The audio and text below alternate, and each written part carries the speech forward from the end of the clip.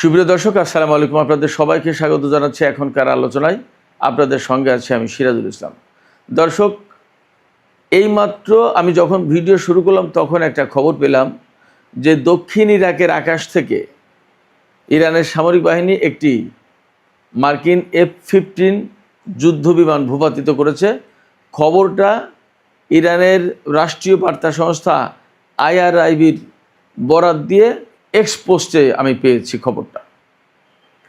সরাসরি IRIBর বরাত দেওয়া হচ্ছে এবং যে সূত্র থেকে এই পোস্টটা আমি দেখলাম ওই সূত্রটা যথেষ্ট নির্ভরযোগ্য। সেক্ষেত্রে নতুন করে আমেরিকার একটি F-15 যুদ্ধবিমান যদি ভূপাতিত হয়, আমি যদির কথা বলছি, তাহলে কিন্তু পরিস্থিতি আবার অনেক বেশি উত্তপ্ত হয়ে উঠল এবং আমেরিকা ইরান নতুন করে যুদ্ধের আশঙ্কা প্রচণ্ড এবং প্রবল হলো। এদিকে ইরানের সামরিক বাহিনীর একজন কমান্ডার, শীর্ষ পর্যায়ের কমান্ডার, তিনি বলেছেন যে আমেরিকা যদি কোনো রকমের স্থল অভিযান চালানোর চেষ্টা করে তাহলে ইরান হবে তাদের কবরস্থান, ভয়াবহ জবাব হবে। আমরা একই সাথে দেখতে পাচ্ছি ইরানের IRGCর প্রধান, সামরিক বাহিনীর চিফ অফ স্টাফ, তারপরে জাতীয় নিরাপত্তা পরিষদের সচিব, সবার বক্তব্য কিন্তু এই মুহূর্তে অনড়, অটল এবং চুক্তি বা আলোচনা, ডিপ্লোম্যাটিক প্রসেসের দিকে যাওয়ার তাদের আপাতত চিন্তা নেই। কেন এই শক্ত অবস্থান নিলেন? আসলে নতুন সামরিক কাঠামোই পরিবর্তনের পরে ইরানের সামরিক বাহিনীতে কি বড় ধরনের পরিবর্তন হলো। অথচ পাকিস্তানের পক্ষ থেকে কিন্তু ইরানে তাদের স্বরাষ্ট্রমন্ত্রীকে পাঠানো হয়েছে, চেষ্টা করা হচ্ছে আঞ্চলিক স্থিতিশীলতা এবং নতুন করে আলোচনায় বসানো যায় কিনা সেই ব্যাপারে কথা বলার। আরও কতগুলো ঘটনা আছে, ছোট ছোট ঘটনা। লোহিত সাগরে হুতিদের হামলায় সৌদি আরবের যে জাহাজ ক্ষতিগ্রস্ত হয়েছে, সেই জায়গায় পাকিস্তানের 3 জন নাগরিক নিহত হয়েছে। এ ব্যাপারে পাকিস্তানের পক্ষ থেকে কিছু বক্তব্য আছে। আর বাব আল মানদেব প্রণালীর পরিস্থিতি কিন্তু আগের চেয়ে জটিল হয়ে উঠেছে। এর প্রেক্ষাপটে আন্তর্জাতিক বাজারে তেলের দাম যেমন বেড়েছে, তেমনি জাপানের পক্ষ থেকে ইরানকে অনুরোধ জানানো হয়েছে যাতে বাব আল মানদেব প্রণালী এলাকায় হুতিরা হামলা বন্ধ করে, সেই ব্যবস্থা যেন ইরান নেয়। সুপ্রিয় দর্শক, এই বিষয়গুলো নিয়ে এখনকার ভিডিওতে আমি বিস্তারিত আলোচনা করার চেষ্টা করব। আশা করি আপনারা শেষ পর্যন্ত সঙ্গে থাকবেন। আর ভিডিও যদি ভালো লাগে তাহলে লাইক, কমেন্ট, শেয়ার করবেন এবং চ্যানেলটি সাবস্ক্রাইব করে সাথেই থাকবেন। দর্শক, চলুন আমরা বিস্তারিত আলোচনা করি। প্রথম আলোচনা যেটা করতে চেয়েছি সেটি হচ্ছে যে এই মাত্র কিছুক্ষণ আগে খবর পেলাম, এখনও মেইন স্ট্রিম গণমাধ্যমে যাচাই করার সুযোগ হয়নি।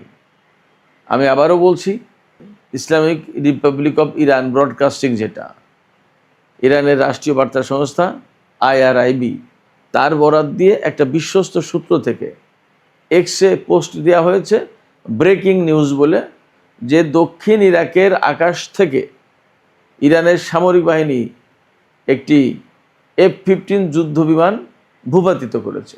এই খবরে দাবি করা হয়েছে যে শোল্ডার লঞ্চ মিসাইল থেকে, অর্থাৎ কাঁধে রেখে যে মিসাইল ছোড়া হয়, সেই মিসাইলের সাহায্যে এই বিমানটি ভূপাতিত করেছে।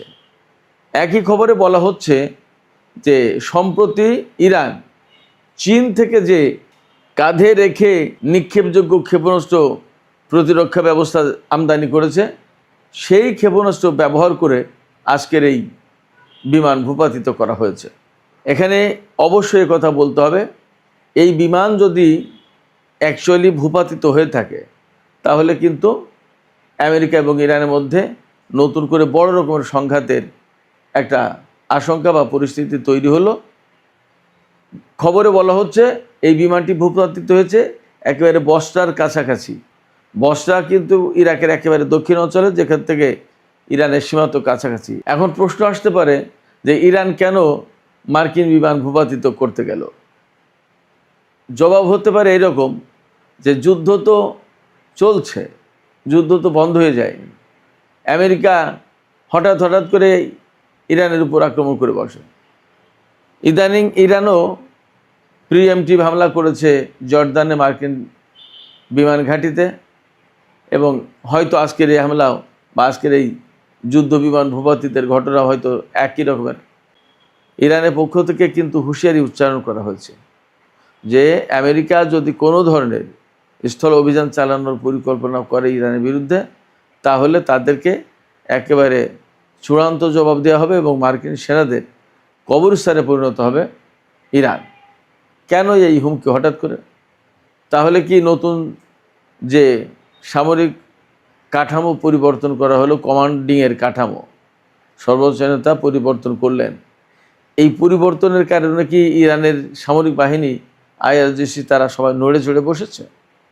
এবং আজকেই ঘোষণা দেওয়া হচ্ছে যে ইরান এই পরিমাণে ক্ষেপণাস্ত্র এবং ড্রোন উৎপাদন করে, যা ব্যবহার করেছে তার চেয়ে অলরেডি পার হয়ে গেছে নতুন করে উৎপাদন করা ড্রোন এবং ক্ষেপণাস্ত্রের পরিমাণ। এবং একজন সামরিক কমান্ডার বলেছেন যে ইরান যদি কয়েক বছর ধরে যুদ্ধ করে তাহলেও তাদের হাতে জমানো ক্ষেপণাস্ত্র এবং ড্রোন শেষ হবে না। তাহলে আসলে আমেরিকার ভরসার জায়গা কি? আমেরিকা কি ইরানের সাথে যুদ্ধ করে হরমুজ প্রণালী এবং চলমান সংকট সমাধান করতে পারবে, নাকি মার্কিন প্রেসিডেন্ট ডোনাল্ড ট্রাম্প তার গল্ফ ক্লাবের কাছে নাকি ক্ষেপণাস্ত্র প্রতিরক্ষা ব্যবস্থা মোতায়েন করেছে? এইরকমভাবে সারা আমেরিকায় ক্ষেপণাস্ত্র প্রতিরক্ষা মোতায়েন করতে হবে কোনটা? এদিকে হরমুজ প্রণালী এলাকায় কিন্তু কঠিন পরিস্থিতি বিরাজ করছে।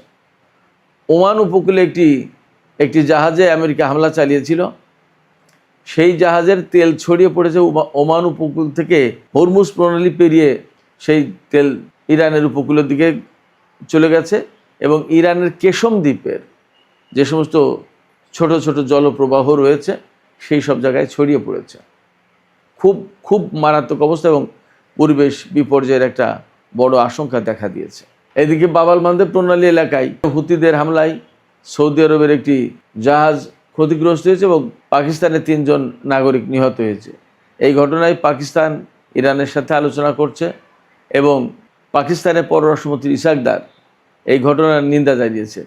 তিনি একটু হুমকির সুরেই বলেছেন যে সৌদি আরবের সাথে যেহেতু তাদের অ্যালায়েন্স রয়েছে, 15 জাতির জোটে যুক্ত তারা, সেক্ষেত্রে লোহিত সাগরের নিরাপত্তা বা ওই এলাকায় এই ধরনের ঘটনা যাতে রোধ করা যায় প্রয়োজনে তার কার্যকর ব্যবস্থা নেবে তারা। পরিস্থিতির দেখে আসলে মনেই হচ্ছে যে মধ্যপ্রাচ্যের অবস্থা অনেক জটিল। কিন্তু দুঃখজনক হচ্ছে যে সৌদি আরবের সাথে ইয়েমেনের যে সংকট, এই সংকটটা মীমাংসার জন্য তুরস্ক, পাকিস্তান এইরকম কোনো দেশ উদ্যোগ নিল না। সবাই এর নিন্দা জানাচ্ছে, 15 জাতির জোটে যুক্ত হচ্ছে, কিন্তু ইয়েমেন এবং সৌদি আরবের মধ্যকার যে সংকট, এই সংকট সমাধানের কোনো ব্যবস্থা কেউ করছে না, উদ্যোগ নিচ্ছে না। আমি আগেই বলেছি, হরমুজ প্রণালী এবং বাব আল মানদেব প্রণালীর এই ঘটনায় তেলের দাম কিন্তু বেড়ে গেছে। আমি দুপুরের ভিডিওতে বলেছিলাম $88, এখন সেই তেলের দাম $89 পার হয়ে গেছে প্রতি ব্যারেল ব্রেন্ট ক্রুড অয়েলের দাম। আর ওয়েস্ট টেক্সাস ইন্টারমিডিয়েটের দামও বেড়েছে, সেটাও $84 কাছাকাছি মনে হয়। বাব আল মানদেব প্রণালীর পরিস্থিতি যথেষ্ট জটিল হয়ে পড়েছে। হরমুজ প্রণালী তো এতদিন আটকে আছেই, বাব আল মানদেব প্রণালী নতুন করে আটকে যাওয়ার কারণে এশিয়ার অনেক দেশ এখন সৌদি আরবের কাছ থেকে আর তেল নিতে পারছে না। এর প্রেক্ষাপটে জাপানের প্রধানমন্ত্রী ইরানের প্রতি আহ্বান জানিয়েছে, ইরানকে অনুরোধ জানিয়েছে যাতে ইরান ইয়েমেনের হুতিদেরকে বলে যে বাব আল মানদেব প্রণালী এলাকায় যাতে জাহাজগুলো ছেড়ে দেয়। আমি এখানে আবারও এই প্রশ্ন তুলব যে এই যে জাপান, তারা সবাই সংকটের আপাতত সমাধান চাইছে, কিন্তু যে কারণে এই সংকট তৈরি হয়েছে সেই কারণটা নিরসনের চেষ্টা কেন করছে না? জাপানও তো অর্থনৈতিকভাবে বিরাট পরাশক্তি, তারা তো সৌদি আরবকে বলতে পারে যে এই বাব আল মানদেব প্রণালী, হুতি, ইয়েমেন এই সংকটগুলো সমাধান না করার কারণে আন্তর্জাতিক বাজারে এই ক্রিটিক্যাল মোমেন্টে তেলের সরবরাহ একেবারেই বন্ধ হয়ে গেল। তো সেই জায়গায় সৌদি আরব, আপনারা ইয়েমেনের হুতিদের সাথে সংকটের সমাধান করেন, আসেন মীমাংসা করি, এ কথা কেউ বলে না। শুধু বাব আল মানদেব প্রণালীতে তেল নেওয়ার ব্যবস্থা করতে চায়, কিন্তু যে কারণে তেল নেওয়া আটকে যাচ্ছে সেই কারণে সমাধান করছে না। আশ্চর্য রকমের একটা দায়িত্বহীন বিশ্ব দেখছি আমরা। এত বড় একটা যুদ্ধ চলছে হরমুজ প্রণালীতে ইরানের সাথে আমেরিকা আর ইসরায়েলের, এই যুদ্ধ বন্ধের জন্য বিশ্বের কেউ উদ্যোগ নিল না এবং কেউ নিন্দা করলো না এবং কেউ থামালো না যে এই যুদ্ধ করা যাবে না, একটা অন্যায় যুদ্ধ হচ্ছে। বাব আল মানদেব প্রণালীতে যে সমস্ত ঘটনা ঘটছে সৌদি আরবের সাথে ইয়েমেনের, এরও কোনো সমাধানে কেউ উদ্যোগ নিচ্ছে না। সৌদি আরব তো ইয়েমেনের উপর 12 বছর ধরে নিষেধাজ্ঞা দিয়ে রেখেছে, অবরোধ আরোপ করে রেখেছে। এখন ইয়েমেন 2 দিন অবরোধ আরোপ করাতে সারা বিশ্বের জন্য টনক নড়ল, কিন্তু সৌদি আরব যে কাজটা করছে তার জন্য টনক নড়ল না কেন? কেন বিশ্ববাসী এই সংকটের সমাধানের জন্য এগিয়ে আসবে না? কারোর কি কোনো দায়িত্ব নেই, দায় নেই? আশ্চর্য কথা। সুপ্রিয় দর্শক, এদিকে মক্কা চুক্তি নিয়ে নতুন একটা খবর বেরিয়েছে, খুবই গুরুত্বপূর্ণ খবর, যে মিশরকে কেন নেওয়া হয়নি বা মিশর আছে কিনা, মিশর আসবে কিনা। তুরস্ক বলছে যে মিশর টেকনিক্যালি বা ন্যাচারালি সে আমাদের পার্টনার, এই সময়ের ব্যবধান যে কোনো মুহূর্তেই সে যুক্ত হবে। মোটামুটি আজকে এই সমস্ত ব্যাপারে ভালো একটা তথ্য পাওয়া যাচ্ছে আন্তর্জাতিক সব গণমাধ্যমে প্রায়, আর সামাজিক মাধ্যমে তো আছেই। সেটা হচ্ছে মিশরকে এই জোটে নিতে রাজি হয়নি সৌদি আরব, কিন্তু নিতে রাজি ছিল তুরস্ক। সৌদি আরব কেন মিশরকে নিতে রাজি হয়নি জোটে?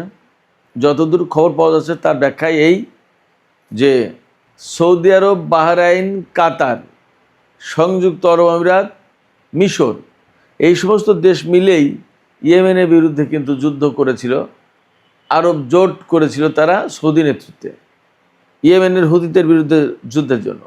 আবার কাতারের বিরুদ্ধে যখন 2017 সালের জুন মাসে সৌদি আরব, বাহরাইন, সংযুক্ত আরব আমিরাত সর্বাত্মক অবরোধ আরোপ করে, তখনও কিন্তু এই জোটে মিশর ছিল। এর অর্থ হচ্ছে যে সৌদি আরবের অত্যন্ত বিশ্বস্ত মিত্র ছিল, অন্তত সামরিক জোটের ডাকার ক্ষেত্রে মিশরকে কখনো বাদ দেয়নি সৌদি আরব। কাতারের বিরুদ্ধে অবরোধ আরোপের সময় মিশরকে ডেকেছে, আবার ইয়েমেনের হুতিদের বিরুদ্ধে যুদ্ধ করার সময়ও মিশরকে ডেকেছে। কিন্তু কি এমন ঘটনা ঘটলো এখন যে কারণে সৌদি আরব আর মিশরকে পছন্দ করছে না, এমনকি এই জোটে চাইছেই না, বাধা দিয়েছে রীতিমতো। তুরস্ক চেয়েছিল, সৌদি আরব এটা চায়নি, বাধা দিয়েছে। এর কারণটা কি? কারণ হিসেবে যা পাওয়া যাচ্ছে তা হলো মিশর নাকি, মিশরের প্রেসিডেন্ট জেনারেল সিসি, তিনি নাকি সৌদি আরবের কাছ থেকে বিপুল অঙ্কের অর্থ নিয়েছে, কিন্তু ইয়েমেনের বিরুদ্ধে যুদ্ধে কার্যকর ভূমিকা পালন করেনি। কাতারের বিরুদ্ধে অবরোধে কতটুকু ভূমিকা তার রাখার সুযোগ ছিল বা রেখেছে সেটা ভিন্ন কথা, কিন্তু ইয়েমেনের বিরুদ্ধে যুদ্ধে সৌদি আরবের মন মতো কাজ করেনি। এই জন্য সৌদি আরবের বক্তব্য হচ্ছে মিশর শুধু টাকা খায়, কাজ করে না, এই দেশকে রাখা যাবে না জোটে, এরা অকেজো একটা দেশ। অথচ বাস্তব কথা হচ্ছে এই সৌদি আরব কিন্তু জেনারেল সিসিকে ক্ষমতা আনার ব্যাপারে বা তাকে স্ট্রংলি সাপোর্ট দেওয়ার ব্যাপারে, মোহাম্মদ মুরসির নেতৃত্বাধীন যে ব্রাদারহুডের ক্ষমতা ছিল মিশরে, সেই মুরসি সরকারকে উৎখাত করে যখন জেনারেল সিসি ক্ষমতা দখল করে, তাকে সাপোর্ট দিয়েছিল কিন্তু সৌদি আরব। এবং হোসনি মুবারকের সরকারের সাথে ব্যাপক সম্পর্ক ছিল সৌদি আরবের।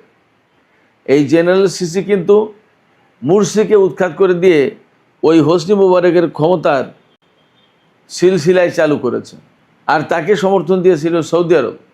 এখন সেই সৌদি আরব সিসিকে কাছে চায় না, পাশে চায় না, জোটে চায় না, কিন্তু তুরস্ক চাইছে। তুরস্ক কি পারবে? সেটা কিন্তু একটা বড় প্রশ্ন। যদি না পারে তাহলে মিশরকে কেন্দ্র করে কি এই জোটের ভিতরে আবার টানাপোড়েন সৃষ্টি হবে কিনা? এ কথা নিশ্চিত, এই জোটের সবচেয়ে বেশি পয়সা করে অর্থ দেবে সৌদি আরব, তাতে কোনো সন্দেহ নেই। আর প্রযুক্তি এবং সামরিক সক্ষমতা এই দুটো দেবে পাকিস্তান আর তুরস্ক। তাহলে মিশরকে যদি নিতে রাজি না হয় সৌদি আরব, তুরস্ক কি করবে? পাকিস্তান সৌদি আরবের পক্ষে থাকবে, মিশরকে নিয়ে পাকিস্তানের খুব বেশি একটা মাথা ব্যথা নেই। তুরস্ক যতই বলুক যে আমরা এই অঞ্চলের বাইরে অনেক দূর যেতে চাই, বহু দেশকে এর সদস্য করতে চাই, হয়তো নেটো জোটের আদলে আর একটা বড় জোট করতে চাই, ঠিক আছে, আঞ্চলিক স্থিতিশীলতা ফেরাতে চাই, তাও ঠিক আছে। এরদোগান বলেছেন আজকে যে আমরা আঞ্চলিক দেশগুলোর সমস্যার সমাধান আমরাই করব, বাইরের কাউকে এখানে আমরা ডাকবো না।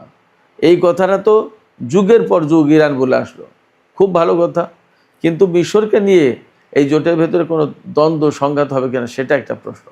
সুপ্রিয় দর্শক, এখনকার আলোচনা এখানে শেষ করতে চাইছি। আলোচনা শেষের আগে আপনাদের মতামত জানতে চাই যে আমরা গত 2-3 দিন ধরে যে সমস্ত উত্তেজনাকর বক্তব্য আমেরিকা এবং ইরানের পক্ষ থেকে পাচ্ছি, তাতে কি মনে হয় যে নতুন করে আবার সংঘাত শুরু হতে যাচ্ছে? আবার আজকে যে ব্রেকিং খবর পেলাম, আমি এখনও বলছি যে এই খবরটা একদম চূড়ান্তভাবে মেইন স্ট্রিম গণমাধ্যম থেকে যাচাই করা যায়নি, কিন্তু যদি এমনটা হয় যে সত্যিই ইরান F-15 যুদ্ধবিমান বিধ্বস্ত করেছে, ভূপাতিত করেছে, তাহলে কি নতুন করে আরেকটা বড় রকমের যুদ্ধের আশঙ্কা তৈরি হলো কিনা?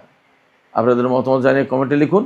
আর ভিডিও ভালো লাগে আবারও বলি, লাইক কমেন্ট শেয়ার করবেন এবং চ্যানেলটি সাবস্ক্রাইব করে সাথেই থাকবেন। দর্শক, এখনকার আলোচনা এখানে শেষ করছি। আপনারা সবাই অনেক অনেক ভালো থাকুন। আল্লাহ হাফেজ।